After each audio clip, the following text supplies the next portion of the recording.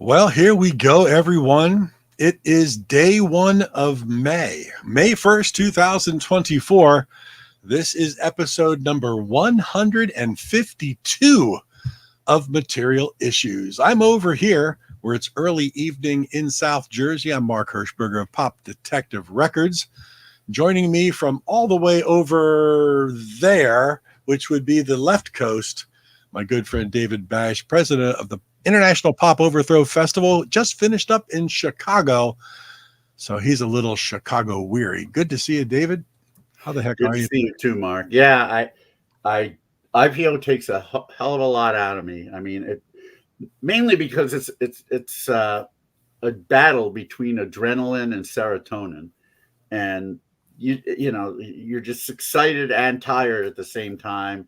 I don't sleep well because of that, and we're sleeping on and off, and consequently just get wiped out. I mean, it's like there's a battle going on in my system, and I don't know who wins, but the result is everybody's tired. So but it's all good. IPO Chicago went great, in every possible way. Again, huge thanks to Eric Cheel and everyone at Montrose Saloon for having us back for our third year in a row. And it was also our 21st year in Chicago. The weather cooperated really well. Awesome crowds, great bands. Yeah, I couldn't have asked for anything better. So, but it's good to be home. I'm here now for a little over 3 weeks, and then thankfully Rena will be coming with me on the big trip to Liverpool for our 20th year at the Cavern. She's going to be there the whole time. Nice. She'll be there the whole time. Liverpool, then Copenhagen, and then Stockholm. So we'll be gone for about 3.5 weeks. Yeah, but what a great run. Man. Oh yeah. Not only that, but we'll be in Paris for just hanging out for between Liverpool and Copenhagen. Nice. So I haven't been to Paris since I was a kid, and so yeah, I'm really looking forward to it. Yeah. So that's all going on. Last week you saw the great record store day stuff I got. Oh yeah. And there may have been a couple more things, I don't know, but anyway, we're wondering where our guest is. Yeah, we've been telling everybody, bingo, one of the Banana Splits, Terence Winkless, he's supposed to join us tonight. So far, he hasn't connected. No word from Terence yet, but hopefully, as David and I just kind of sit here chewing the fat a little bit, hopefully he finds his way into the room. But if not, we'll talk and we'll yak. We'll have a good time. I apologize for my fuzziness. As everybody knows, I normally don't look like this. I try to stay clean shaven looking, but I've got to do some more filming this weekend for this short film that I'm in, Sunrise Sunset. And that requires me, with continuity purposes, to stay fuzzy. And yeah, I mean, you're like a big time actor now. So now you're learning all the ins and outs. Well, yeah. Not all the ins and outs, if you know what I mean. Or maybe you are, and I just haven't heard about it. Hey, I did see some rather attractive women in the cast. So yes, indeed. It's been a lot of fun, and I believe this will be the last weekend of filming. There might be some voiceover stuff that has to do, but I'm looking forward to my vacation coming up shortly in Southern California with my daughters.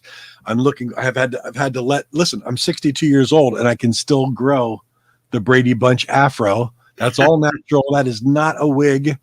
But it's very hot. The Mike Brady afro, yeah. The Mike Brady afro. But it's too warm in the summertime. So as soon as the filming is a wrap and I can, before I go vacation, it's going back to just getting it off. So we can roam around Disneyland. So what specific plans do you and your daughters have when you're out here? There's quite a lot. I mean, they have it's really their vacation.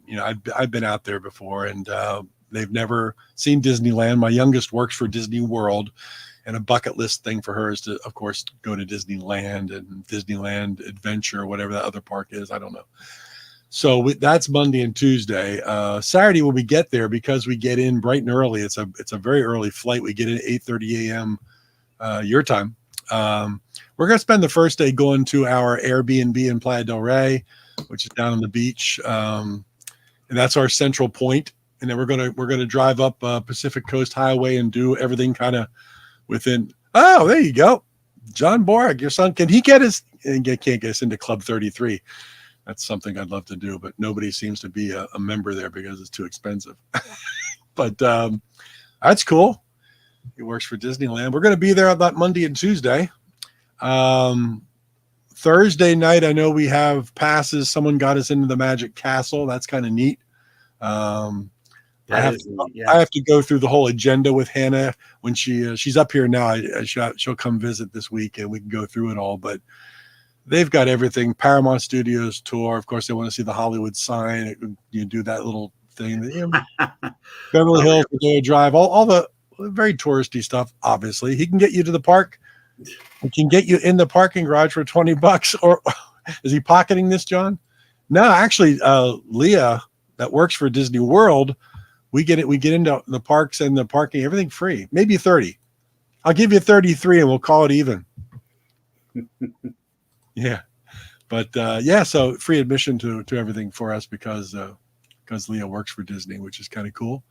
So there's a lot of things that they have. There's restaurants they want to eat at. They have it down to a science, and which I think is good because, instead of just saying what do we want to do now, I think it's good to have it planned out so we don't. And actually, this is fortuitous, John Borak. Now that you're here, because Mark will be out in LA with his daughters next week. He's not going to be available on the 22nd to do material issues. So would you like to join me? That's kind of like a prom. It's like he's inviting you to prom, John. He was going to hold up. You don't even have to put out or anything. He was going to hold up a sign that said, John, prom. Did you go to a prom, David? No, I did not. Neither did I. May 22nd, John. Yes, May 22nd. Yeah, May 22nd. I'll be in Southern California, but I won't be able to do material issues because of just roaming around. So David's going to go live and just talk about music and stuff. So he said, "Can you join him?" So look into it. Let David know. Well, I guess that would mean that you might be joining 2 weeks in a row. Thank you, John. Yeah, you might be joining 2 weeks in a row. Oh, Rin! Wow, I haven't seen you here for a while. Hi, Rin. Rin Lennon, the main force behind Monogroove, a really great power pop band. She also actually discovered Rin's music in the mid '80s. She had a band at that time called On the Air, who had an EP out, and I loved it. Oh my God, yeah, nice. Big favorite. And Monogroove is another great band.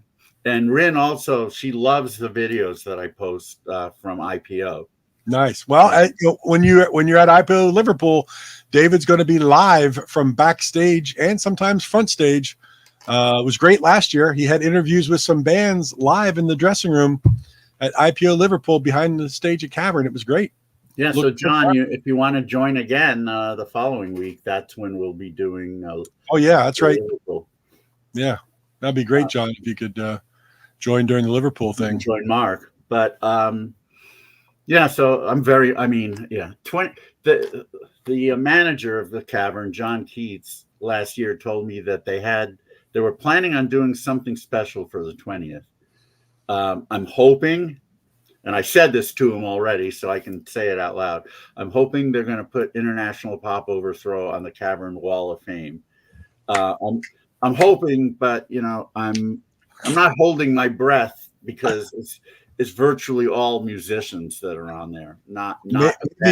Maybe you walk down that hallway that I crack my head open on right by the men's room, and it'll be like IPO. I'll recreate the event. I'll run headlong into the back wall, and that is one hard wall. I've seen one hard wall. Mark never saw it. He just ran into it. Maybe that's what they're going to do. They're going to put a plaque at the end of that hallway, which commemorates not only IPO, but my running straight into, because there's probably a dent in the wall. That's the bathroom wall. That almost Pop Rock almost Radio. almost every wall is A bathroom wall. oh yeah, Pop Rocks Radio. I have to thank you very much for doing that YouTube video, which featured five power pop bands, including the Bings, Yeah. who played IPO LA last year, and he gave a shout out to me and IPO. That was wonderful. Nice. So thanks so much for that. We're trying to get the Bings back, actually. Too drunk. Well, if for those of you just joining, we mentioned it early on. Our guest, Terence Winkless, Bingo of the Banana Splits. So far, he has not shown up as he has done with earlier testing of everything, and he knows all about it. But where he's at, I'm not sure. But we're waiting. He's probably still stuck in the costume. Yeah, he's probably trying to. I don't think he's taken it off since the show, actually. So if he shows, even though he directed a whole bunch of directed and wrote and acted in a whole bunch of stuff, he's never been able to get that costume off. The Banana Split, yes, he did. The banana has split. Well, he hasn't even gotten here. I even brought out my original copy of the Banana Splits album. I think Eagle was known as the leader or the self-proclaimed leader of the Banana Splits, but I would say number 2 would be Bingo, the gorilla. That's could be. Check this out: original Decca sleeve that came nice with that strange like early evening blue. Yeah, I love it. Yeah.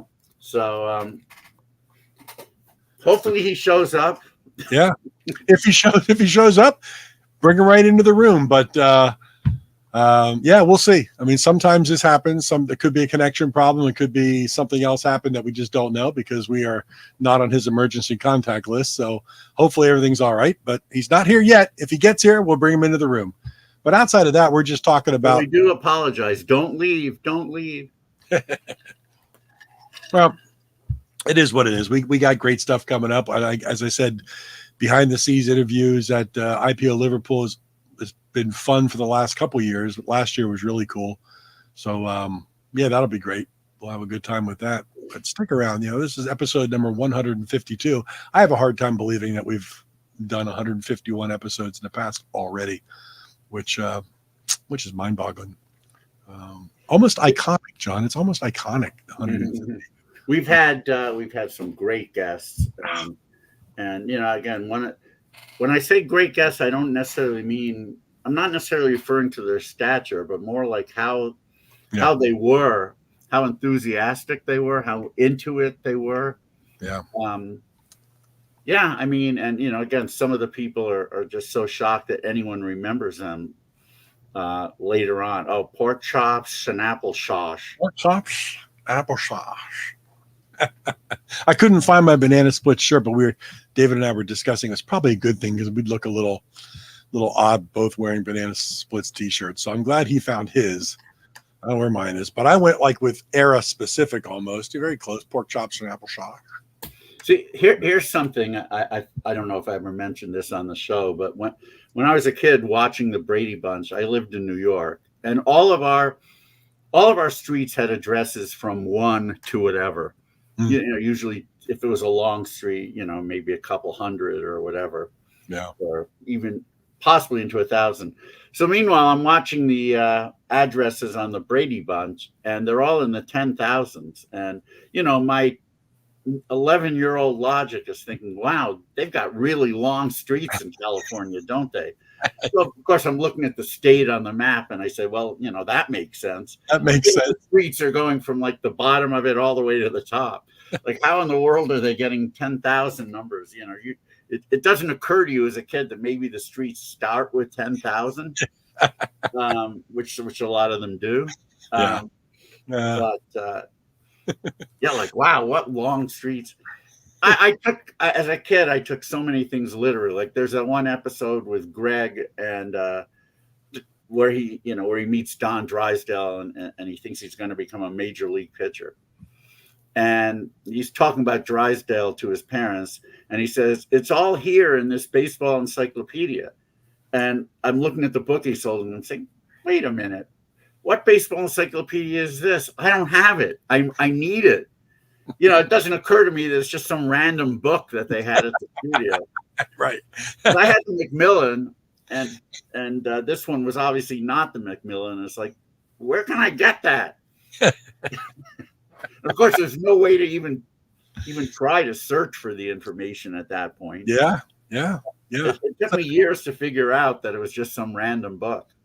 It's hard to believe that we grew up in a time where you couldn't simply search for something on the internet. You know, you had to figure out a mail order. You'd back of magazines, you'd have little things that would say mail order this or mail order that, and or go to your record shop and say, I'm looking for this. Can you get this in? You know, it would take weeks to get a 45 or something in. No, you're right. Back then I couldn't. All right, John, let me tell you what my first promo was. I was going to do a review of Airwaves by Badfinger. And I can't even remember who it was going to be for, but some New York paper. And I called Elektra in New York, because that was a label they were on in 1979. And I told them I wanted to do a review, and they said, well, you can come up and you can get a promotional copy of the album. And I just felt like such a big shot going into this big building in Manhattan, going up and getting the promo copy of Airwaves. Actually, it might have even been a test pressing at that point. Oh, I don't wow. remember what they had. I'm sure I read about the album in Billboard because I had a subscription. But that was my first promo. How did you get yours, there? John? I want to hear about your first. Oh yeah, John. What's your first promo? How did you get to when you had to go there? How did you make your way to Manhattan to go get? Well, I was actually working in Manhattan, and I was going to NYU at the time. I was probably going to write for their paper. Now that I think about it, yeah.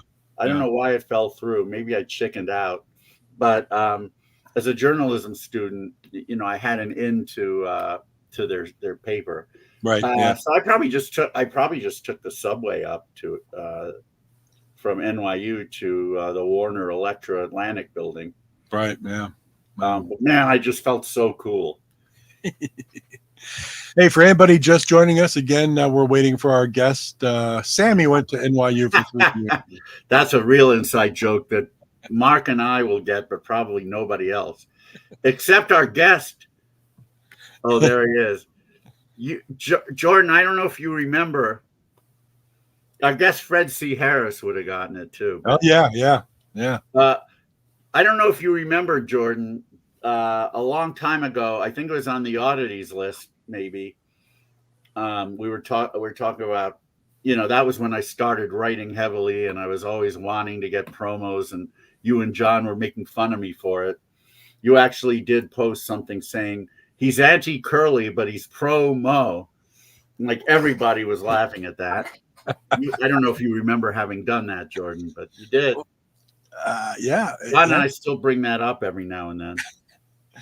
But what I was saying is that we're waiting on Terence Winkless, Bingo from the Banana Splits. He's supposed to be here, but for some reason he's not checked in yet. So sometimes that happens, not very often to us. We've come down to the wire many shows and pop, there it is. But I don't think anything this much into it. Yeah. I think maybe at the 10-minute mark was the latest that somebody showed up.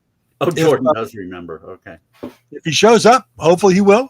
We will pop him into the show, and we'll talk to one of the original Banana Splits. I think he's the only one still kicking. But yeah, hopefully we'll still see. If not, we're here. We got great stuff coming up in the weeks to come. Maybe we can reschedule Terence. But yeah, we're just going to play around until we can't play around anymore. Just for the record, Jordan, I was more anti-Mo. I liked Curly much better. I didn't like Mo. He was always hitting everybody. I just wasn't that kind of guy. I thought Curly was by far the funniest. When did he stop? When did who? What am I missing here? I don't know. I lost it. I'm sure Jordan has some reference or pun there, but I don't have it. I got a couple of cool things in the mail. I think John might appreciate this, but Winkless. Okay. Oh, all of a Winkless. sudden we went back. Okay, I got it. In 1995, I don't know what this company is, but they put out an Elvis Presley trading card collection, and part of the collection were these. They kind of reproed this Alfred Wertheimer collection of like Elvis photographs, but they made them like the negative. It's kind of cool. You can't really see it, but the photographer was rather famous. But I've got he's long gone now. He's passed away long ago. But there's an autograph from the collection of Alfred Wertheimer with Elvis on the phone there, which is kind of cool. Oh, nice. Which is cool. But part of the collection, there's Yvonne Craig with Elvis. It seems like there are so many photos of Yvonne Craig that she was one of my big crushes of the 60s. I mean, on Facebook, so many people are always posting photos of her. Yeah, I mean, and she's gone now, so that's a nice autograph. DJ Fontana, he's gone, and that's a good autograph of DJ Fontana and Elvis. And then Gordon Stoker of Jordanaires, he's gone as well. So a couple. I wonder if Yvonne Craig ever saw Little Elvis, which is how he referred to his penis. Oh, really? Little Elvis? Yeah. He admitted that Nancy Sinatra, who he was dating, it never quite got there. There was a makeout section, but she never saw Little Elvis.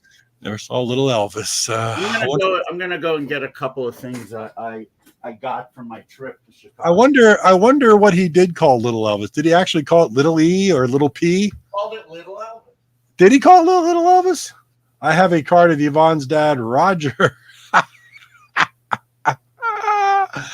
Yeah, Roger Craig. Yeah, no, Little Elvis.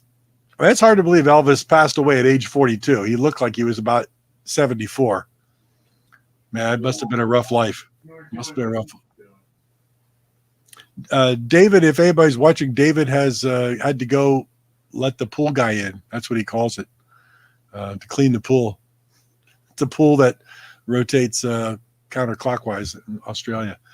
But we're waiting on Terence Winkless, bingo of the Banana Splits, supposed to be here, has not showed up. We don't know the reason. Sometimes you don't know. Like I said, we're not on his merch. Here's a couple of things I got, both McCartney related. Oh, there we go.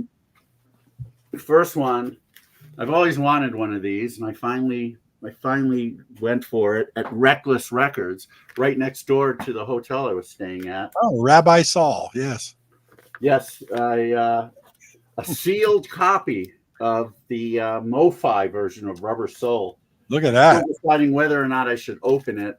I didn't get it for investment purposes, so I'll probably open it. But if not, I'll keep it sealed and wait a bunch of years and put it up on Discogs and see what happens. But this is something that I've seen at record stores quite often, and it's always very expensive. But I finally just said, screw it.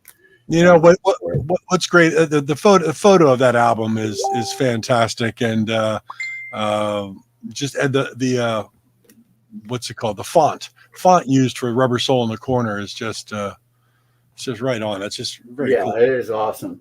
And here's another thing. This I got in Milwaukee. Oh wait, I just heard from Terence Winkless. He's having technical issues, but he's going to keep trying. So hang out. He might be here shortly. Okay, let's hope so. In the meantime, this just looks like your ordinary copy of RAM, right? Hold on. I'm just replying to Terence. Okay.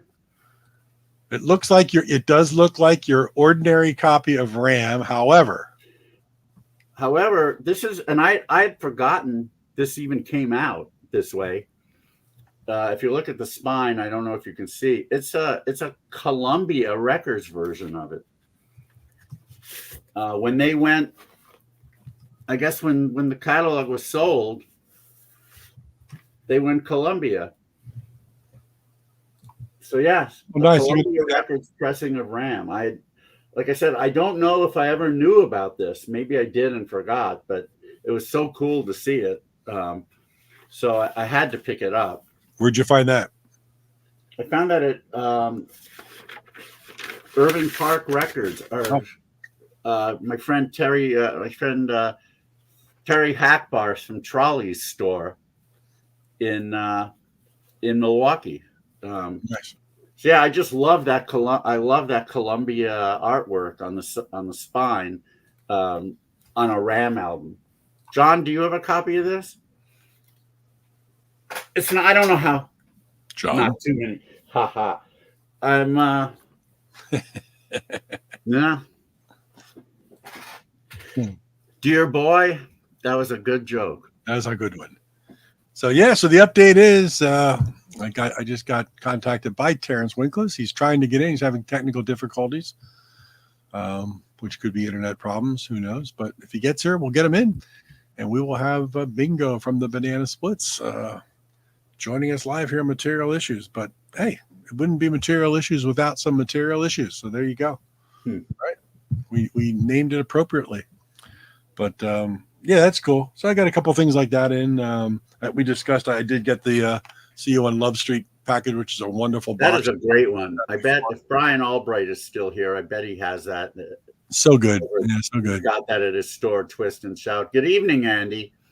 Yeah, here you are awake at 11:30 in the UK, and our guest hasn't arrived yet. Oh, you've got a Columbia Speed of Sound. Nice. I'm gonna have to find that. Yeah, Andy, we're just waiting on our guest to arrive. Some technical difficulties. John, do you know how many of McCartney's albums did actually come out on Columbia? Did they do everything up to that point, or just some of them? Good question. I would assume everything up to that point, but good question. Yeah. John, if anyone would know, he would. See if John knows. But yeah, it's all good.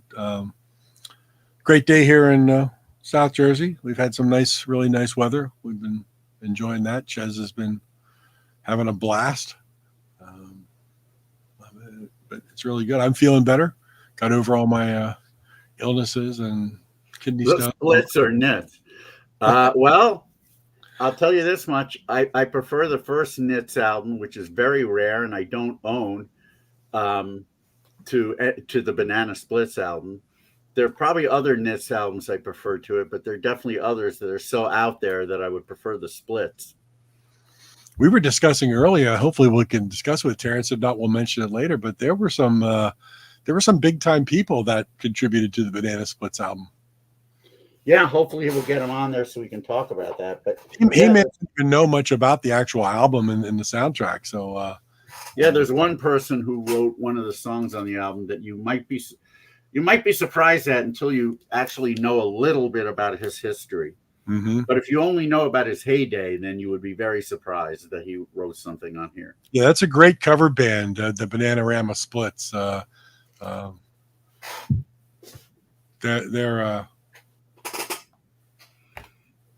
actually in Bananarama costumes, but I'm trying to. Are you trying to think of a Bananarama song?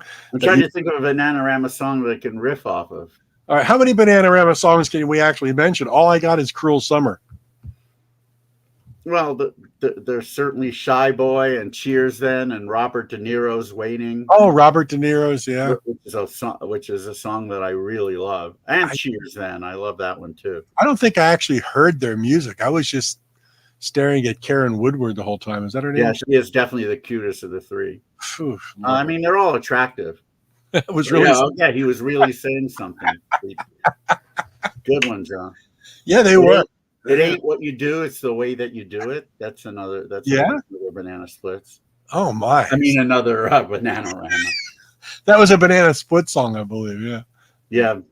Rare B-side. I can't believe you knew all those see, look, you're pretty much an expert on the 80s. Well, there are bands who I know real well, but then there are other big acts that were more synth oriented who I don't know. Not the Bananarama didn't use synths, of course they did, but well, for some reason I watched the other night. I watched the Duran Duran documentary, which was quite interesting. I mean, those guys were pretty darn talented. They did work really hard, even though they were turned into the pretty boy. Maybe he's on the dole and he can't afford a working computer. It was a good documentary. They even talked about their first U.S. tour, where in some areas they played large venues, in other areas like New York City. And I was at the show at the Peppermint Lounge, which is not that big. And I remember them playing and coming down after their set and just having drinks at the bar. And then 6 months later, Rio was so huge that you couldn't touch them. You know? Oh yeah. And now my neighbor could have had them as guests on Material Issue. Could have. My neighbor only around 50 asked years. me about if I was watching the Hulu special on Bon Jovi, and I'm like, no, I couldn't. I really couldn't stretch myself into the hair bands. I couldn't do it. No, me neither. Couldn't do it. I mean, I kind of like Photograph by Def Leppard. Yeah, but it had some good pop melodies. One episode of the 4 episodes of that Bon Jovi thing. Yeah, they're from Jersey. I wanted to see what they're saying. I'll tell you what. I mean, I don't want to be mean and nasty. If you're a Bon Jovi fan, more power to you. Love it. Do what you like. But he's really into himself, Well, wouldn't you be if you were him? Oh, could you imagine how much Strange he got? Oh, Lord Almighty! I wonder if the Banana Splits ever covered "Chiquitita" by ABBA. How's that, Jordan? That was pretty good. I almost got to give you the joke of the night. Yeah, you're right. It ain't what you do as Fun Boy 3 and Banana. Oh, look at that. Andy's got it. Andy's got it correct. No, yep. Right. Hey, you're right. You're right. But I believe it was a B-side of a Bananarama single. But Banana Split should come out with a new version of Chiquitita, yeah. Can't even say it. Chiquitita. Simon La Bon Jovi. That'd be a great cover band. Oh, I love it. Yeah. Duran plays the best of Bon Jovi. Jordan's all over it tonight, but he always is. He is hot. Simon La Bon Jovi. So what would their hit be? Living on. I don't know enough Bon Jovi songs. Living on Planet Earth. Wanted. I can't think fast enough. Jordan. Wanted Girls on Film. Wanted Girls on Film. You're doing pretty well for being jet lagged from IPO Chicago. I am really jet lagged, and that is my favorite 2020 song. I'm wanted. Girls on Film. I would say we should get Mike Gallo from 2020 on as a guest, but he'll just whine about how the other two guys rip him off. So we don't want that. And I know. Oh, that's nice. Bon Jovi. Yeah. I don't. Love it, Andy. I know. Ron Flint has played IPO a few times, and he's like the nicest guy ever. So I just can't imagine him ripping anybody off. But yeah, that's a good question. I mean, we've had Paul Collins on. We've had some really classic power pop. Are there late 70s, early 80s power pop people that people would really like to see on the show? I know. As opposed to the ones that we had? No, I know what you mean. You mean others that they'd really others. I mean, are there people that maybe we could get that we're not thinking of, and maybe we could? I know I'm still in talks with Ian Gom. We're trying to work that out. He'd be fun. I am. Well, I'm sure there are people like Elvis Costello and Nick Lowe that the whole world would want to see, but we're not going to get them. Well, you never know. We can always not likely. Anyway. Let's say people that we could seriously get on here. That's true. It would very much be gallows humor in every way possible. Look at John. John is one of the few people that can hang with Jordan. Jordan's the king, but John is definitely the prince. The prince of Jordan's the king of puns, and John's the prince. I am but a lowly court jester. I'm just a piss boy. You're right. Piss boy. Boy, those technical difficulties are really difficult. Yeah, technical difficulties. It may not happen. So, but hey, we're going to hang out for a little bit while longer, and if he shows up, great. We'll talk a little bit. And if not, that's it. Pun E. Carlos. That's Jordan. But that's actually good. So a member of Cheap Trick would be nice to get on the show, whoever he is. Yeah. I met Tom Peterson, one of the nicest guys. I met him at a NAMM show once, and also his guitar company Waterstone did a small sponsorship of IPO for a bit, and that was very nice. Yeah. One guy, Billy Bremner, that'd be good. Yeah. Hey, Andy. And as many of us know, Billy Bremner put out an album called Bash. Oh yeah, that's right. And it's really good. That's right. I mean, yeah, I've been trying to locate Peter Bramall of Bram Tchaikovsky, but man, he's a tough one to find. I don't know. Oh, really? Yeah, tough one to find. Yeah. For those of you who don't know, we thought we had Bill Mooney, and he actually said to us, "I'm sorry, but your numbers aren't good enough." Oh, Drew Barfield, huh? How about his brother Jesse, who played for the Blue Jays? No, I knew that had to come up. Yeah. Well, Jordan would have said it if I didn't. Will Birch, I suppose that's a possibility. Yeah. Yeah. Unfortunately, if John Wicks were still with us, he certainly would, I guess, as he was. John Wicks actually at my wedding. Your wedding. Yeah. You sat me next to him at your wedding. That was one of the. Oh, he did. Oh, yeah, I sat next to him, and what was his girlfriend's name? John Wicks's girlfriend, Valerie. Yes, Valerie. Nicest people to talk to. Sat there. John was great. He was a wonderful guy. Just so sad what happened. Yeah, he said anytime I come out, I'm welcome to stay with him at his place, and I wish I could have taken him up on that, but sadly, we all know that cancer started to get worse, and that was it. Nice, just super nice individual. He was just really nice. But that was a great time. Your wedding, man. That was a lot of fun. Yeah, the DJ. As I recall, you almost picked up some strange at my wedding. Hey, you never know. The DJ wasn't too good, but Let's see if he responds to that. Wait a second. Hold on, I'm getting some new information from. I heard a Bing, and I don't mean the band the Bings either, or Crosby, or Russell, or any Bing. Terrence said he's here. I don't know where here is. I don't know if he's clicked on the link or not. We did rehearse this last week, everybody. So this is not like we were flying. The DJ was fucking. I would agree. He was. I thought he was pretty iconic. I thought he was. He played "Our Sweet Love" by the Beach Boys as the song Rena and I danced to. So that was an icon. That was as iconic as it gets. I am going back and forth. You know what? I'm going to just see if I send him the link on Facebook, see if he can actually click on that. It's got to be tough to type with that costume on, I would imagine. Well, you see the fingers on that costume. Yeah, that's what I'm saying. Oh wait, where'd my? Let's see if he clicks on that. All right. Yeah. Plus the sunglasses. If it's dark in his room, he's got those white sunglasses. So this is bingo. That's bingo. Yeah. Okay. He could play the drums though. So Yeah. I'm going to resend. I'm just resending some stuff to him to see if he can. It's also tough to kill a banana split with a water pistol. Yeah. It's tough to bunt when he plays third. HT. Ha ha.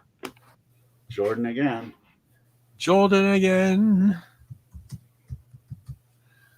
Let me see if I can send that away to him. Maybe he'll click on that and get in. All right, we'll see. We're trying to get Bingo in here. Bingo! I'm glad you guys have a split screen. Oh, Lord. So instead of banana split, Jordan. What's going to be funny? It's going to be like, ladies and gentlemen, Terence Winkless, and that's it for our show tonight. We've run out of time. Let's see. Maybe he can send his understudy. Yeah. I think that was Bongo. He's trying, but he's having difficulties. Let's see.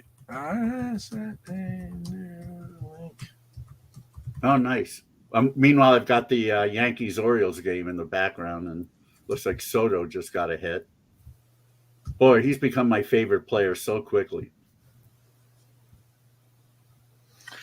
think he might be clicking on the link that I sent last week when we tested everything. He's got to click on a new link.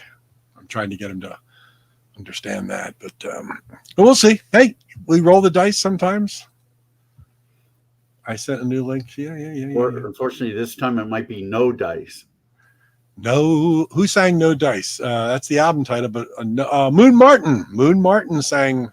I was thinking more of Badfinger, but Moon Martin. No Dice. Moon Martin would have been great for the show. Unfortunately, he's no longer with us. Right. Gosh darn it. And the only Badfinger member with us is Joey Molland, who would have like some very evil things to say. So. Yeah, there are certain people we could get. Like we had Sandy Salisbury, who was the nicest guy. Yeah. I could also get Joey Steck, who would probably just diss on Kurt Betcher and everybody else in the band.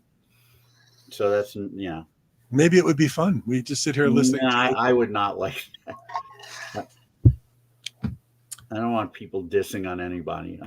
It's great when we have guests who enjoyed what they did, who still enjoy what they did, and just like the circle. Don Pacman was great. Good things to say about most people. Yeah. Well, if Terrence is getting too frustrated, I'll just tell him, "Don't worry about it. We'll try again some other time, maybe." But we're rolling along. So is Terrence the only surviving member of the Banana? I think everybody in the costume, he's the only one surviving. Some of the voiceover people I think are still around because the people in the costume did not do the voices. Oh, here we go. Well, wait. Device is not connected. Hold on. Here he is. Possibly. He might be able to hear us. We don't see his. There he is. Terrence, hold on. We're going to say hi to you in 1 second. He looks like he's very choppy. We'll see what works out. Ladies and gentlemen, we told you we were hoping to get in the room. He was Bingo in the suit of the Banana Splits. He went on to a very long career as a writer, producer, director, actor. Let's bring into the show Mr. Terence Winkless. Terrence, can you hear us? I can hear you, Mark. And David. Hi, Terrence. Great to meet you. You too, brother. Nice T-shirt. Oh yeah. I've got one of those myself. I rarely wear it because I want to preserve it, but I should have worn it for this. Oh well. No, it would have looked a little awkward. I also have this. Maybe I'll send it to you for an autograph. But yeah, I have shows that signed that in the past. Oh, I'm sure you have. Well, nice. Well, we've been talking about. George. We have a bunch of people watching right now. Terrence, Jordan says, name the shows within the Banana Splits show. I know we talked about Danger Island. What else was part of the Banana Splits hour? The Arabian Nights. The Arabian Nights. And I forget, there was, I don't know, I think that was it. What was the first one you named? The Danger Island with Jan Michael Vincent. Danger Island, yes, and directed by Dick Donner, who because they had used him to direct Danger Island, they hired him to come and direct the Banana Splits, which was a big deal. He went on to do some gigantic movies. Oh yeah.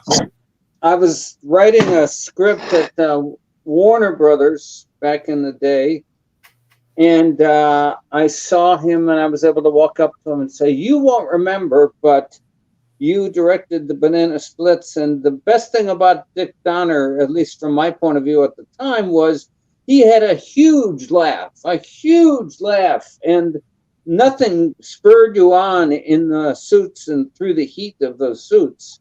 Nothing did it better than hearing huge laughs out of a good guy, namely Donner. You said Dick Donner, who also directed several Twilight Zone episodes.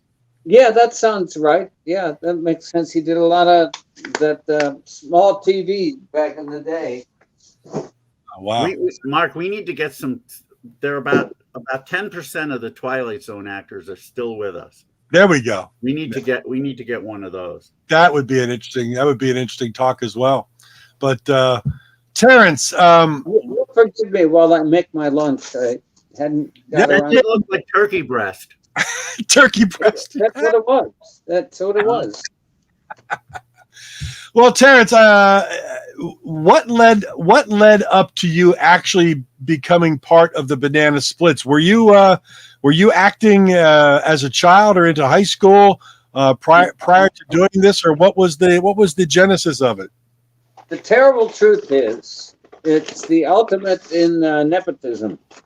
My dad wrote Kellogg's commercials for Hanna-Barbera. I mean, for Leo Burnett Agency back in the day, and through that he became friends with Hanna and Barbera, who did the animation on those shows. Did the animation on those commercials.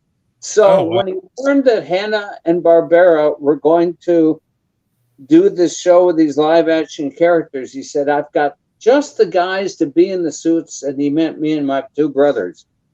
And we were the right guys. And I never forget, I drove home from college on a Friday. My mom said, "On Monday, you're going to go out to California, try out for this TV show." Well, we never tried out. We simply walked into the room, and there was across the street from Hanna-Barbera was a dance studio. And they had parked the costumes in a big heap. Forgive me while I make lunch. In a big heap in the middle of the room, and we all walked up to the very costumes that we would inhabit for the next couple of years, and put them on. My brother was the the chartreuse dog. My little brother was the lion, and I was the gorilla. And the fourth guy was not a brother, so he wasn't present at that event. Anyway, there was no preparation, no discussion or anything. We were those characters, and there was no two ways about it. Were you happy with the selection of being Bingo, the gorilla suit or the ape suit? Perfect. I was a gymnast at the time, and Bingo and jumping on trees and stuff like that made all the sense in the world. Now I got to say, if you look at Wikipedia, they talk about the famous song from the show, "Tra La La, One Banana, Two Banana," and they list it as being written by two other guys. But the actual truth was your dad wrote the song. Yes, that's right. They had to do that contractually. The guys had signed a sort of overall deal with Hanna-Barbera, and something like all music for the show. Well, yes and no. Because indeed, my dad wrote the Tra La La. It wasn't the first time he wrote anything. He was a surprisingly good composer for a guy who knew only 3 or 4 chords, which he would plunk down at the piano and play. In fact, I don't know many more chords than he did, but I could still make the piano sing. It's easier on the guitar. And he wrote Snap, Crackle, Pop jingle as well. That was the greatest thing ever created for a commercial. I would agree. It's way up there. He fully credited Guys and Dolls. There's a song they do. Excuse me. As I say, I've got a. I forgot to eat lunch, or I'm eating lunch very late. That's all right. I have blood sugar issues myself. I have to eat sometimes too. You got to get it done. I'm actually quite hungry now, but I should point out some of the other people who wrote songs on this album. It's pretty interesting. Gene Pitney co-wrote Two-Ton Tessie. Yeah. That obviously he had a huge number of hits in the early 60s. Town Without Pity was Gene Pitney. Yeah. Yep. Al Cooper and Irwin Levine, who wrote stuff for the Cowsills and the Partridge Family, wrote You're the Lovin' End. But this is the coolest one. Doing the Banana Split was written by none other than Barry White. Yes. Very sexy soul man of the 70s. What some people don't know is that Barry White was actually a staff writer for Delphi Records. Yeah. He wrote a lot of the song. He also had a few songs of his own back then, which are really kind of spectorian. But he wrote a lot of pop songs for people on Delphi.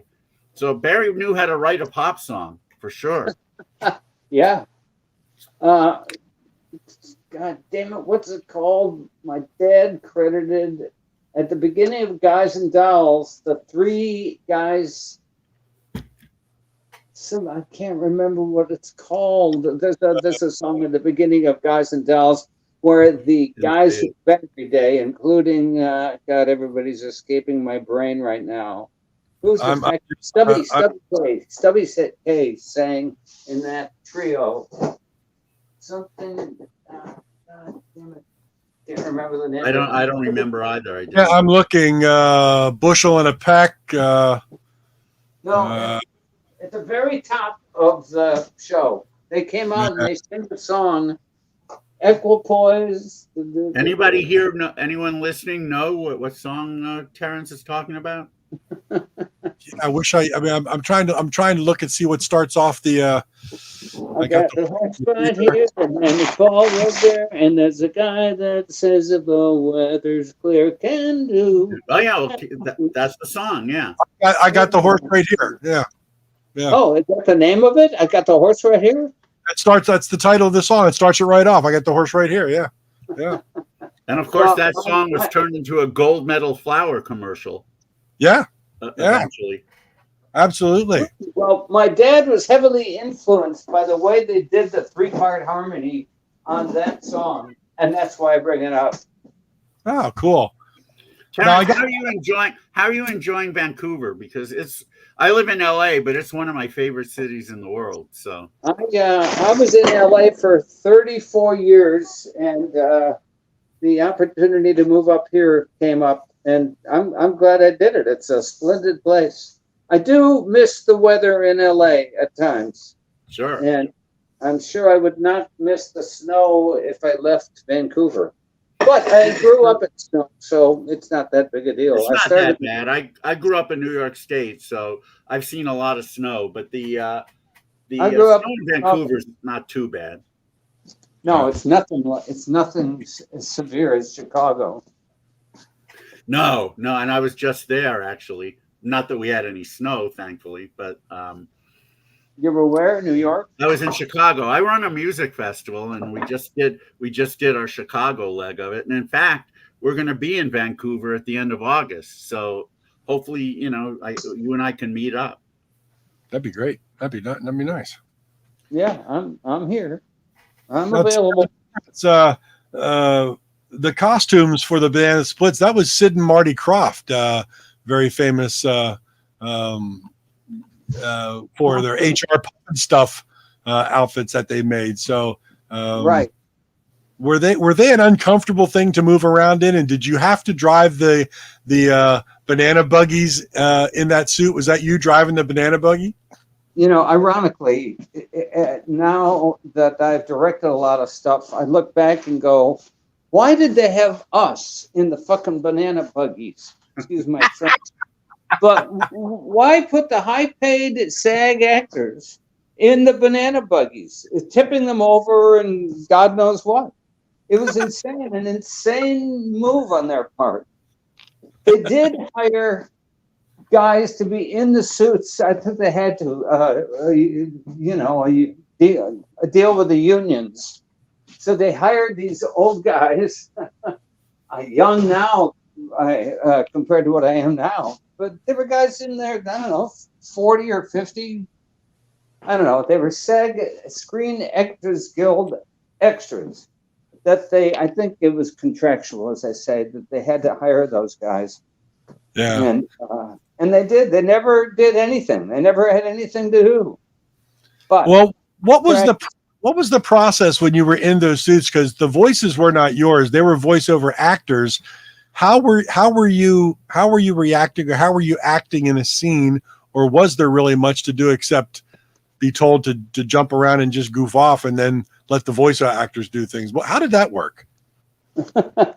Well, they pre-recorded everything. Okay. and it was not a big deal to flap your lips in tune with the excuse me, I spilled something and I'm trying to clean it up as I think. Bingo. All I did to make Bingo's mouth move was to go. And if it fit what the voiceover guy had done, then it did. The guy who did my voice was a guy named Dawes Butler, who was Oh yeah, Yeah. did a lot of voiceovers for Hanna-Barbera. Yeah, a ton of them. So he was Bingo. A guy named Alan Melvin was the lion. I almost said tiger. That's another guy who did a lot of voiceovers. Yeah, He was a guy who had been in the Phil Silvers show. Yep. Where I was a big fan of Sergeant Bilko. Of course. Oh yeah, that show is hilarious. Yeah, it was great stuff. And there were other characters. And then Flegel was another famous voiceover guy, Paul Winchell. Oh yeah. Wow. Yeah. Yes. Paul, yeah. And there were other characters on that show that had some pretty famous people doing voiceover work. I read that Jay North, Sherry Lewis from Lamb Chop fame, Paul Frees, Jonathan Harris from Lost in Space, Don Messick. I mean, that show was loaded with some of the greatest voiceover talent. Yeah, I don't remember Jonathan Harris. I mean, I didn't, he went to the room where they recorded that stuff. I never saw him, never had a chance to shake his hand or anything. But yes, there were multiple people. I would have loved to meet Sherry Lewis. That would have been cool. Oh, yeah. Indeed. Jonathan Harris, another Twilight Zone veteran, but again, no longer with us by far, unfortunately. Yeah, he would have been. He was old then. Now, Terrence, you were born in Springfield in Massachusetts, and then you ended up moving to Chicago with your family. Then, of course, out to L.A. for the Banana Splits. But one thing I read about your resume is that you attended not only the USC School of Cinematic Arts, but you did an internship with the AFI Conservatory where you were interning on the film Soylent Green. Yeah, that was a trip. How cool is that? Actually, it gets boring watching other guys work. And that's pretty much what an internship is. You learn some things, but it's not as if Richard Fleischer had time to take me aside and say, the reason I'm putting the camera here is that blah, blah, blah. No, it isn't like that at all. You stand around on the stage and observe, and maybe you pick up something. I thought it was great, mind you. Just knowing the cast system of the place. That's with an E, not without an E. Right. Yes. Actually, you know what I really wish, Terrence, in that movie? Edward G. Robinson was in the movie. It was his last film, as I understand it, before he passed. And he there's that scene where they're arranging his death, and they ask him, "What kind of music do you like? Right. Would you like to hear?" And he says, "Light classical." I really wish he would have said, "Light classical." See. That would have been awesome. I asked him during the making of that which of his film was his favorite, which of the films that he'd done was his favorite, and I was thinking, Double Indemnity, maybe, whatever. And his answer was Dr. Ehrlich's Magic Bullet, which was about the guy who found a cure for syphilis, which damn interesting, I thought. Maybe Edward had it and he could relate. I doubt that. He was such a straight shooter. Nice guy. Right. Give me while I get my lunch. Yeah, take a bite. I'm going through quite. We had a friend of ours, Jordan Oakes, is watching the show, and he commented that you're an extremely accomplished writer and director of film and television with an amazing resume, and it's absolutely true. Your resume goes on and on and on. And I was curious about your first directorial, Foster's Release, which was 1971, and that was in all sorts of film festivals. What what was the impetus behind that? What made Terence Winkless decide I'm directing my first film here? Thank you, Jordan, for the question and noticing the extensive resume. My buddy Lormore and I were shooting a scene for a project at USC, and there's always time to kill on a set, even on a small movie like what we did at USC. And while we were waiting, the actor we had in this scene, he didn't have any dialogue, but he was playing a rock and roller. Anyway, excuse me. He told us the story about he told us the story of Foster's Release, or also known as Release. And, there's the babysitter caught in the house. Oh my God, he's in the house. It's coming from the other line, as the operator says.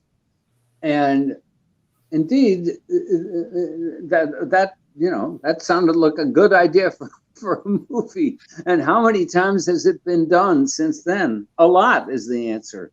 Yeah. In fact, the first name, and as soon as Dan O'Bannon learned we were going to shoot that movie, he said, "Oh, you got to let me be the guy calling, the evil guy." So indeed, he came up and did it. We shot it in my folks' house in Sunnyvale. My dad happened to have a small. At that point, he owned a little studio in Sunnyvale, not in Sunny. He was in Santa Clara on Prune Ridge Boulevard. That name sticks with you after all. Peculiar name. So do prunes. The fruit goes on and on. And so we were able to go up there, and pretty much for the cost of whatever we had to pay out of pocket was the cost of that movie. We were able to rent a thing that goes over the camera to keep the noise out, is a Bernie, and we were able to rent one of those. A Bernie? A gurney? What is that? Anyway, a device to keep the camera quiet while we were shooting. So we shot it for what we had in our wallets, which wasn't much, but enough. Wow.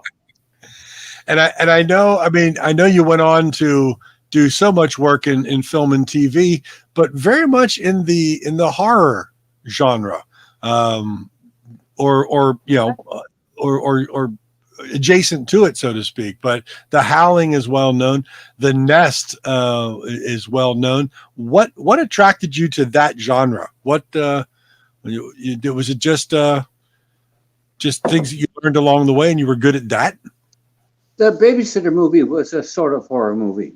Yeah. And because it was a good sample to show that my agent could show to Julie Corman when she went looking for a director, it fit. It made sense. I never had a particular attraction to horror. It all worked out. The Nest was a lot of fun to do, and of course is my baby, since it was the first one. And the more I could mess with it, the more I could mess with the audience through it, the more fun I had. Yeah, I find it amazing. Gone in 60 Seconds, which is notorious for that extremely long car chase scene, which takes up like much a lot of the more than 60 seconds. I'll tell you. A lot more than 60 seconds. It was like 40 minutes, I think. Yeah. I was working as an assistant editor. Excuse me. And these guys kept walking in with this footage, all these car crashes. And I said, one day I asked the main guy, what's with all the car crashes? He said, well, he owned a junkyard of cars. And one day he decided he was sick of just owning a junkyard full of cars. He was going to do something with them. He was going to crash them all and photograph it. And I said, well, so what's the plot? And he said, well, we don't really have a plot. And I said, I'll tell you what, I'll write you the the material that would link one scene to the next if you'll let me direct them. And they said, yeah, okay. So that's the way that worked. Well, what Jerry, I'm going to join you here. I actually got a package of turkey breast out of the refrigerator. You got me really made it hungry. look so good. Terry, what do you really consider yourself? I mean, you have a lot of labels, but you consider yourself a writer, a director, a producer, or an actor primarily, or just a man of all seasons? Director. Director is where your heart lies, it would seem, because you've directed so many things. I'll be damn surprised if I direct anything again. Spending 12 hours a day on a movie set is not an idea that my arthritis is very fond of. I don't need to do that again. Well, you've done so much. Television. What I wasn't sure, the Mighty Morphin Power Rangers. What was your part with that? I've known about your film work, but TV I wasn't that familiar with. How did that come about? God, I'm trying to remember. I don't remember what my initial link to that was. Raleigh, what was my initial link to the Power Rangers? Contact your secretary there, yeah.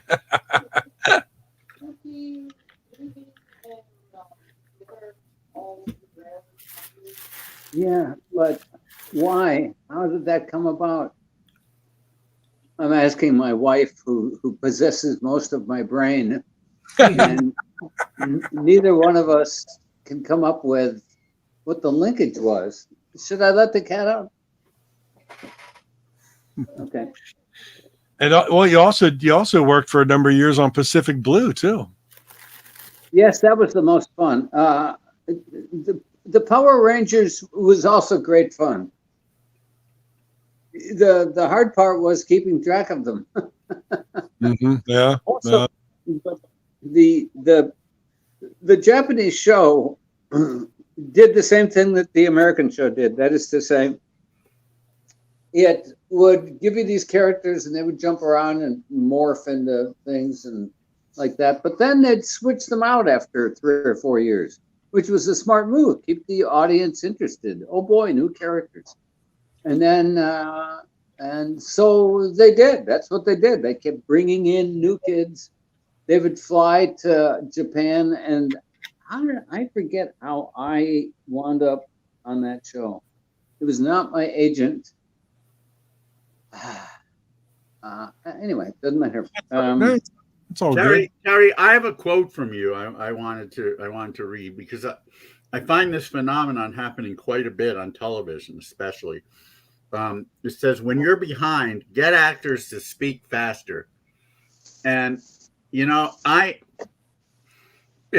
when you watch series, for example, and I can think of a few, on that 70s show, for example, I don't know if you ever saw that, as the seasons progressed, the actors started to speak a lot faster. And it really annoyed me because sometimes you really couldn't understand what they were saying. They had this one character named Fez, which was short for foreign exchange student, who you didn't know where it was from, but it was from some Spanish speaking country. Anyway, he had a really thick accent when he spoke English. So by the time the later seasons were on, he was speaking faster. You couldn't understand a damn word he said. Another time I saw it was the 8th season of 2.5 Men. Suddenly, this is when Charlie Sheen was going through a lot of problems. And I don't know why, but he spoke a lot faster on that season. And again, it was just really annoying because the cadence was completely off. You got used to his character speaking at a certain pace. Why does this happen? Is it because of more commercial time? They need to fit the entire script in, or is it just laziness on the part of the staff, or what is it? You mean, what's the reason they're talking faster? Yeah, why as in certain series, as the seasons progress, do the actors start talking faster? Probably they want to get off the stage and go to the craft service table. That could be. They're probably just tired of doing it. Yeah, I used to work briefly with a DP, a director of photography, one sec, who we would shoot. We wouldn't even finish the scene. We'd do one take, and he would be off at craft service. I had the feeling that he didn't get any food at home, and that he was on the set just so he could get fed. In fact, however, I had a sound guy. I could work really fast on the Power Rangers, and did. And I could wrap before lunch, and I did. And then one day, my sound man, I guess he complained to the producer that I was working too quickly because the sound guy counted on the production to feed him. And if I wrapped by noon, or yes, noon, whatever, before lunch, he wouldn't get lunch. So I had to slow down. That's crazy. Down to feed the sound guy. Now, Terrence, the film you did, Fire Over Afghanistan, that's kind of been known as the precursor of really using digital camera to film. How did that come about? I mean, whose idea was that, and what were some of the challenges of being one of the earliest people to use digital camera, a Sony camera, to film? Roger wanted to send me over to Bulgaria, where I'd been to make what's it called? The Day the Wall Came Down was the name when I took the project. And by the time we finished it and released it into the world, it was the Berlin Conspiracy. Yeah, okay. That's not that weird. And so he sent me over to Bulgaria to make that one, and then he wanted me to go back. He had a script of his something, an idea, a notion, the sketchiest thing in the world. And I went back to make the sketch. And indeed, those cameras were brand new. They were really crude in a way, in that now everything's shot on digital and you can't tell it from film for anything. I can't either. And but this was 3-chip. Is that what it was? I don't remember. But they were fantastic in a way because they were so light. You could put it anywhere, and we did.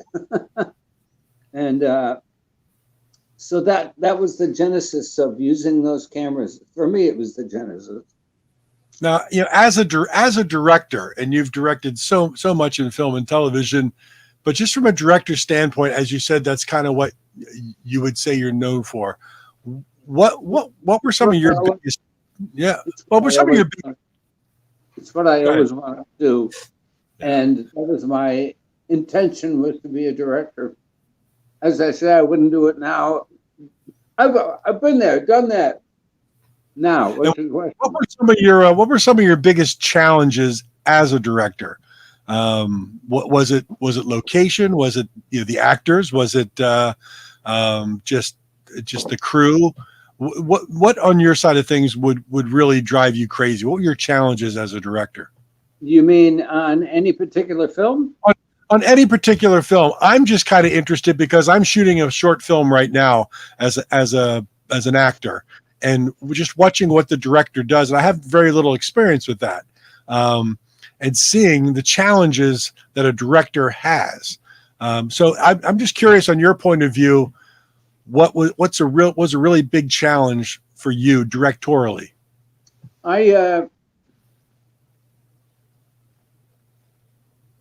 My agent got me an appointment with Julie Corman, who wanted to hire a first-time director, and this is right up my alley. This is exactly what I wanted to do, not necessarily for 4 cents, but directing, that's what I wanted to do. So I jumped in my car at around 9 to get to an 11 o'clock meeting in Westwood. And 9 is very early, even to get across town for an 11 o'clock meeting. But I did it because I was excited. Let's face it. Yeah. Oh boy! Finally, my directing shot, and I did get there early. And because I did, it didn't matter that in the hour it took me to drive out there, Julie had talked to I was writing a script for a guy, and I had to tell her, don't worry, I finished that tomorrow. Well, I didn't really finish it tomorrow. I gave the job to a pal of mine and paid him some good money to do it. It was an adaptation of a play. It was not that big a deal that it was possible that I could finish it in the amount of time I was talking about. Anyway, I gave him the gig. I got to the, because I left the house early, Julie couldn't call me off. She would have called me off and said, don't come because you've got this other gig, because she had learned I had this other gig. But that call never had to happen because I was already there. Oh, you're going to call it off? No. Here I am in the room. And good thing there were no cell phones then. Yeah. That's right. And she liked me anyway. She just had I made her laugh, I think. And I think I still do. We're still friends. I'm quite friendly with her. And there you are. What was that question? Well, I'm so interested and fascinated because I know, we started the show off tonight. This Material Issues, we're primarily known for music interviews, although we've interviewed authors, actors, celebrities in different fields and things. But we started off because it was the Banana Splits. The Banana Splits were very much like the Monkees, but in uniforms. David and I are both from that period. We grew up watching Saturday morning TV, loving the Banana Splits. So when I heard I could get you, Mr. Winkless, to be in here and talk about this Banana Splits, it was great. But the fact is, you have a enormous resume of writing and directing and being a part of film and television that you're so much more than Bingo in the Banana Splits. And we kind of wanted, as the one person watching, Jordan Oakes, was saying, what an impressive resume. People, it's like there's only one person watching. No, he was just that commented about your resume, and you are so much more than Bingo the Banana Splits. But we appreciated you being on here and not only talking about that, but your career. Question about what my process was for directing. I told my brother that I got this gig. I somehow got the gig to do the movie The Nest, and I was terrified. He said, "Well, do you have to do the sound? No. Do you have to do the photography? No. You have to do And he was a filmmaker once upon a time himself. He did industrial films in the Midwest. He produced them, and so he ran down the list of things I didn't have to do." Which left me only with having to figure out what the camera sees. And when you reduce all of the issues that just down to that, you go, oh, well, I ought to be able to do that. So I did it then, and if I were to direct anything again, I would still do it. I make a shot list and number them, number each shot, and I also did storyboards. My storyboards are terrible. They're basically stick figures, but you can tell which way the camera's pointing. If it's a dolly shot, I actually draw dolly tracks into the picture to tell me it's a dolly shot, and I could draw a super close up, and stuff like that. So I did a really comprehensive job of storyboards, and. If I were ever to do it again, I would do the same thing. Although you did say that you wouldn't want to direct again, but is there anything you would like to do? Would you like to act again? Would you like to write again? Well, I'm writing something now. We're trying to get it out to the right people in the world. It's getting very good responses. Awesome. So yeah, we'll see. Can you tell us a little bit about it? About what you're writing? What? Pardon? Who said what? Anyway, No, I'll go. I asked if you could tell us a little bit about what you're writing. Ooh. Something that would be smart Yeah. because it's not sold yet, and you never know who wants to steal whatever from you. You got me, Terry. That's what I was really going at. David's looking to steal something. I've been a struggling writer for years. The ideas are just not coming. So I was really hoping to riff off of what you were doing and maybe make a few million, but oh well. Oh well. Foiled again. I know. Where you headed? Physio. Okay. Have fun. I'd say break a leg, but don't. Well, Terence, hey, thank you so much for your time and joining us here on Material Issues. What an absolute blast. It's a blast from the past for both of us and everybody watching to talk to you. You really had a wonderful career in and out of the suit, And so to speak. still having one. Which is great. If what you write sells, then you're back on top. So good luck. Yeah, I wish I could talk about it, but it's just a shade too early. Try me again in a couple of months. Well, Dave, I actually hope to see you in person in a few months when I'm in Vancouver. So we'll stay in touch. Terence, have a great one. Thank you so much for joining us on Material Issues and talking about bingo and all of your career. It's absolutely amazing. It's an absolute pleasure to talk with you. Thank you. It was great fun. Cheers. Thank you so much, Terence. Have a great night, Terence. Good night. Oh, there you go. Hey, I got to eat turkey breast on the air. I've never done that before. Hi, Lisa. Thank you. That was really wonderful talking with Terence Winkless.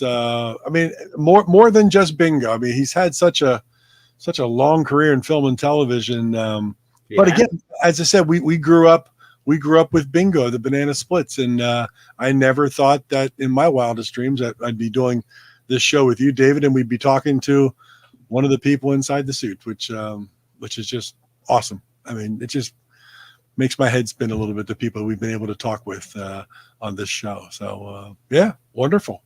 Absolutely wonderful. So and we've got a few wonderful people coming up as guests. What's going on?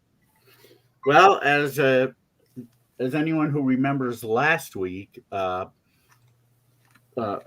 show, I was talking about the record store day that I got, and one of the albums I got, which almost nobody else had, but Dusty Groove in Chicago, was the Grapefruit album, Around Grapefruit. And that prompted me to see, I wonder if anyone from Grapefruit might want to be our guest. And so I contacted Mr. John Kirby, who I know knows the lead singer of Grapefruit, John Perry. And he connected us, and John Perry said, yeah, I'd love to be a guest. Nice. So on the 15th, 2 weeks from now, John Perry of Grapefruit. And if you don't have the Around Grapefruit album, if you're a 60s pop fan, you are missing out, my friend. It's come out obviously it came out originally on vinyl. It's been reissued on CD a few times, and now there is the Record Store Day reissue, which is a UK reissue, I believe. Yeah. So it may not be that available. It may not be readily available in the US, but if you're hip enough, you'll find it. Anyway, I love that album so much, and it's going to be great to have John Perry on the 15th. We're going to be doing it a couple hours earlier. He still lives in the UK, so to accommodate his schedule, we will be on 2 hours earlier, so 1 o'clock Pacific, 4 o'clock Eastern, and 9 o'clock UK for John Perry. So that's on the 15th. So right now, next week we are open. We are, at this point we're open. We may just do it alone, in which case I will talk about a lot of new releases and reissues that have come out, and I'm sure Mark we'll have a lot of things to talk about. We really weren't prepared to talk for 30 minutes before Terence came on.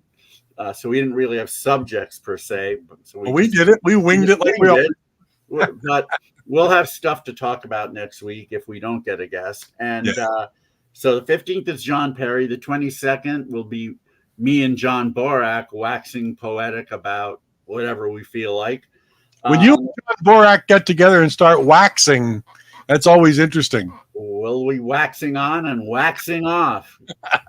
On the 29th, I will be in Liverpool doing IPO, and so maybe you. I know you'll check in. Hopefully, you and John will, and we will certainly interview whoever is in the dressing room at that time, and I'll introduce a band from the stage.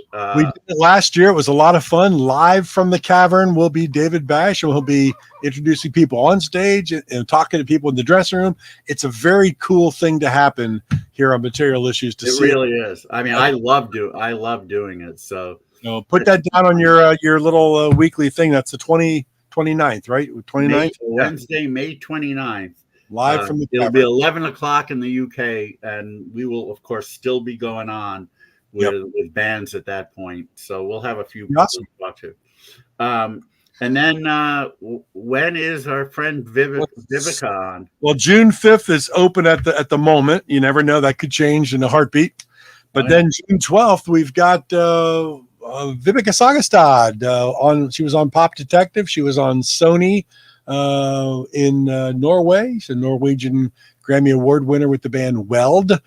She now lives in upstate New York with her wonderful husband, Ken Fox of the Flesh Tones. So on June 12th, it'll be Vivica and Ken joining us as a couple, because Viv's out playing her solo albums live now. She's doing a few gigs here and there, which if you could catch it, what a treat that is. But we're going to talk to her about her plans for the future and what Ken's been doing at the Flesh Tones. They tour all over the place constantly, so it's going to be a great interview. You know, I think if we're going to talk about Weld, we should have her on Tuesday.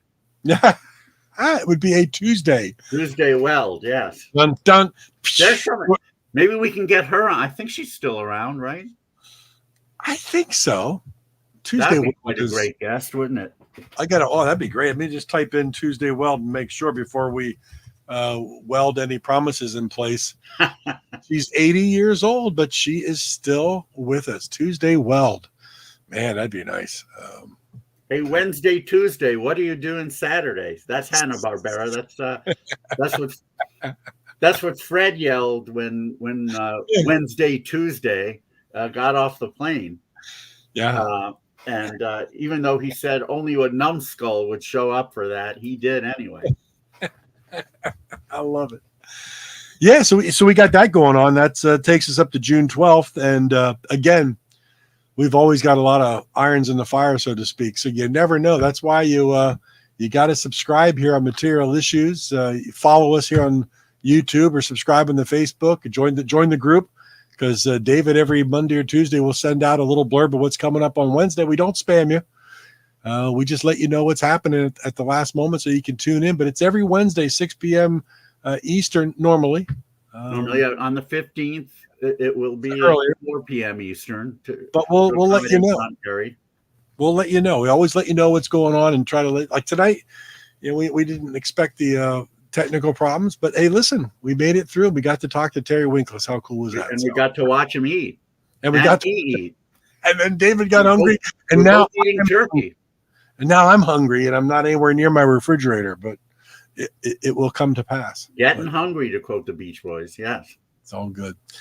But again, everybody, thank you for hanging out with us here, Material Issues. That was episode number 152.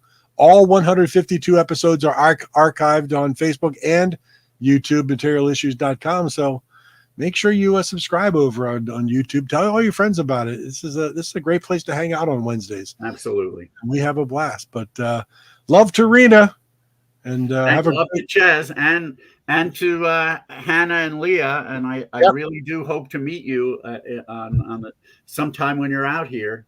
Yep, I'll be out in Southern California later on in the month. So we'll keep you updated as to whether we can make that happen or not.